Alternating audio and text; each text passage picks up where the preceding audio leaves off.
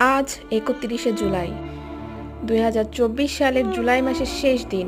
লক্ষ মানুষের মনের ইচ্ছা আর ফিরে না আসুক এই রক্তে মাখা জুলাই। কোঠা আন্দোলনে যারা শহীদ হলেন তাদের কাউকেই আমরা চিনি না, অথচ তাদেরকে দেখলে, তাদের গল্প জানলে অটোমেটিক্যালি চোখ দিয়ে অশ্রু চলে আসে। সরি টু সে, আমাদের পৃথিবীতে এখনো অনেক বাবা মা আছেন যারা তাদের সন্তানকে বিনা অপরাধে দিনের পর দিন দূরে সরিয়ে রাখেন। তারা বিনা অপরাধে শাস্তি পায়। আমি জানি না এদেরকে কি নাম দিব, মানুষ নাকি প্রজাতি।